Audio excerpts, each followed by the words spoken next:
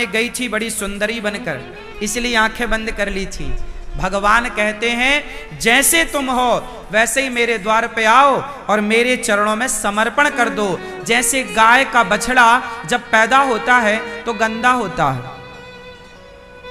गाय का बच्चा जब जन्म लेता है तो कैसा होता है, बोलो, गंदा, मलमूत्र में भीगा होता। फिर गौ माता क्या करती है, उसे चाटती है और चाट चाट करके पूरे शरीर को उसके बिल्कुल पवित्र कर देती है। बछड़ा क्या खुद को साफ कर सकता था? उत्तर दो, कर सकता था? कर सकता था। जैसे बछड़ा खुद को साफ नहीं कर सकता था, उसी तरह आप और हम भी काम, क्रोध, लोभ, मोह इन बुराइयों में भीगे हैं। हम अपने को साफ नहीं कर सकते, बछड़े को साफ केवल गाय कर सकती है। उसी तरह भगवान के चरणों में आत्मसमर्पण जिस दिन कर दोगे तो भगवान ही आपको साफ कर देंगे। आपके अंदर की प्रत्येक बुराई तुम ना धुल पाओगे। तुम सोचो कि मैं काम को समाप्त कर लूं, क्रोध को समाप्त कर लूं, लोभ को समाप्त कर लूं, अपने अंदर के अहंकार को मिटा लूं, तुम्हारे बस का नहीं है। ये मिटाएंगे तो भगवान, उनकी शरण में रहोगे तो वो जैसे गाय बछड़े को चाट कर पवित्र करती है, वो ही तुम्हारे दोषों को समाप्त कर सकते हैं। तुम अपने दोषों को समाप्त नहीं कर सकते, इसलिए अपने से दोष समाप्त ना करो, अपने आप को तो उठाओ और भगवान के चरणों में बछड़े की तरह डाल दो। हम आपके, जब तक समर्पण ना होगा तब तक सदगति ना होगी।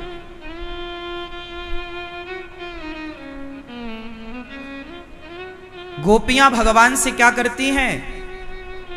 जोर से, प्रेम। गोपियां भगवान से प्रेम करती हैं और प्रेम की परिभाषा क्या है? स्वार्थ ना हो। इसलिए गोपियां क्या करती हैं? वृंदावन में गोपियां हैं और श्री कृष्ण है मथुरा में। अब बताओ, आप जिससे बहुत प्यार करते हैं, फॉर एग्जाम्पल आप जिसे बहुत प्रेम करते हैं, यदि वो आपसे 10 किलोमीटर दूर हो और आप बहुत प्रेम करते हैं, आप उसके बिना रह नहीं सकते, तो फिर बताओ आप क्या करोगे? क्या करोगे? हाँ, जाके मिल लोगे? 10 किलोमीटर दूर होगा तो भाई, कोई आपसे 10 किलोमीटर दूर हो और आप उससे बहुत प्रेम करें तो 10 किलोमीटर दूर कितना दूर होता है भाई? पैदल भी जाएंगे तो 2-3 घंटे का रास्ता है। 10 किलोमीटर पैदल चलेंगे तो 3 घंटे में पहुंच जाएंगे लगभग। क्यों जी, बात सही है? तो गोपियां यदि कृष्ण से प्रेम करती थीं तो मथुरा मिलने क्यों नहीं चली गईं? सवाल ये खड़ा हुआ, वो रोती क्यों रहीं? बताओ जरा, वो क्यों नहीं गई मथुरा मिलने? आप प्रेम करते किसी से और आपका प्रेमी या प्रेमिका 10 किलोमीटर होती तो आप तो जरूर जाते। क्यों नहीं गई गोपियां?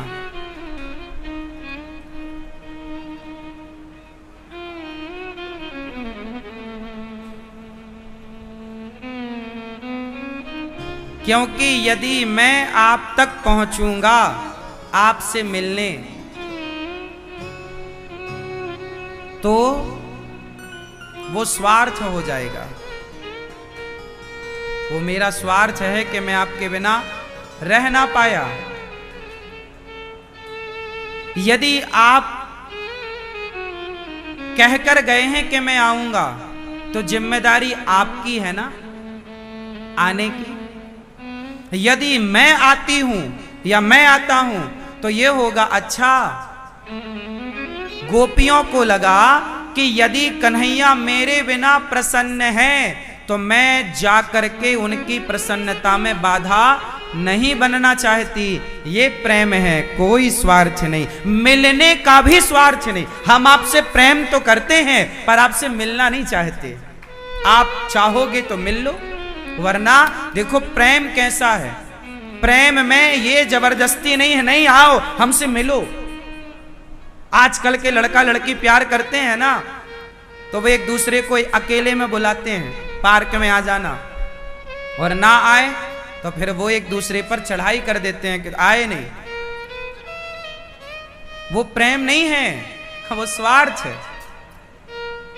प्रेम तो ये है कि हम आपसे प्रेम तो करें पर आपसे मिलने की चाह भी ना रखें।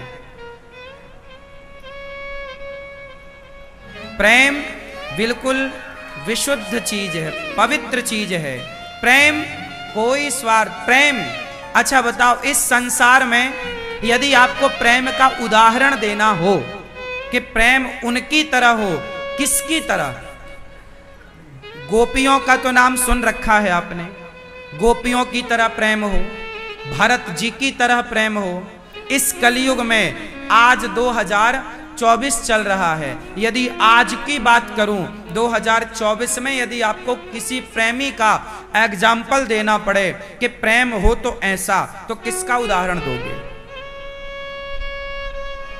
प्रेम का एक उदाहरण है जीता जागता, और वो उदाहरण है मछली। जैसे मछली को पानी से निकाल दिया जाए तो क्या मछली पानी के बिना जी सकती है? अरे जिसके बिना जी पाए, जिसके बिना हम जी पाए वो प्रेम नहीं है, जिसके बिना जी ही ना पाए वो प्रेम है। आप जी गए तो वो प्रेम कहां था? आप, मछली मर गई, इतना प्यार है उसे पानी से कि वो रह नहीं सकती, निकलते ही छटपटाने लगती। दूसरा उदाहरण, पहला एग्जाम्पल प्रेम का मछली है जो पानी के बिना नहीं रह सकती। दूसरा एग्जाम्पल आप हैं, आप सब जो प्राणों के बिना नहीं रह सकते। ऑक्सीजन के बिना आपको जरा देर के लिए पानी में डुबा दिया जाए तो आप मछली की तरह, मछली को पानी से निकालो तो छटपटाती है और आपको पानी में डुबाओ तो छटपटाते हो। दोनों की स्थिति एक सी है, वो पानी के बाहर नहीं रह सकती और आप पानी के भीतर नहीं रह सकते। आपको चाहिए ऑक्सीजन, क्या आप उसके बिना रह पाओगे? जिसके बिना रह पा रहे हो वो प्रेम नहीं है, जिसके बिना रह ही ना पाए वो प्रेम है। आप किसके बिना नहीं रह पाते? आप बेटे के बिना रह लेते हो, पति के बिना रह लेते हो, परिवार के बिना रह लेते हो।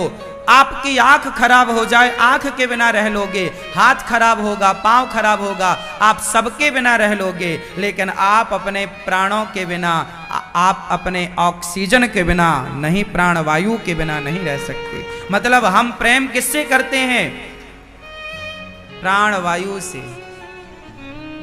एक क्षण के लिए ना मिले तो आप अपनी स्थिति देख लीजिएगा।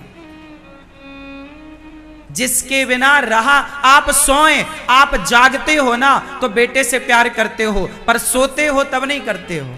लेकिन ऑक्सीजन सोते हो तो भी आपको चाहिए, तो भी आप लेते रहते हो। हाँ या ना? जिसके बिना रहा ना जाए वो प्रेम है।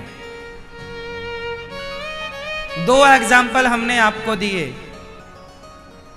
तीसरा आपके दिमाग में हो तो आप अपने आप को दीजिएगा। प्राण और जल, भोजन के बिना भी रहा जा सकता है, पानी के बिना भी रहा जा सकता है। सच्ची बताओ, प्राण के बिना रहा जा सकता है? हाँ, इसलिए जहां प्रेम होगा वहां स्वार्थ नहीं होगा। इसलिए गोपियां मिलने नहीं गईं, क्योंकि प्रेम था। स्वार्थ होता तो मिलने भी चली जाती, स्वार्थ तो था ही नहीं। इसलिए भगवान के द्वार पे जाओ तो लेने नहीं, क्या जाओ? लेने जाओ कि देने? बताओ, भगवान के मंदिर क्या करने जाना चाहिए, लेने या देने? क्या देने? मिठाई, आप लोग तो मिठाई देने जाते हो, माला देने, मैया लोग तो भैया लोग ऐसे करते हो, माला लेंगे बड़ा हार, और भगवान जी की, बिहारी जी का मंदिर आप गए और जैसे ही पर्दा खुला, लोग ना मिठाई का डिब्बा, माला भगवान जी की तरफ फेंक देते हैं इतनी जोर से कि बिहारी जी के जाके भले लग जाए। ये लोग इसको कहते हैं कि हम बड़े भगत हैं। ये कोई भक्ति है? ये तुम्हारी मूर्खता है। हमारा सनातन धर्म इतना अज्ञान में नहीं था जितना आज हो गया। जिसे तुम भक्ति कह रहे हो उसका भक्ति से कोई लेना देना ही नहीं है। भक्ति का मतलब क्या है? भगवान के मंदिर जाने का मतलब क्या है? लेने नहीं। आज लेने वालों की भीड़ लगी है। आज उस मंदिर में ज्यादा भीड़ होती है जिस मंदिर से मनोकामनाएं पूरी होती हैं। यदि मनोकामना पूरी ना हो तो मंदिर में कोई झांकने ना जाए।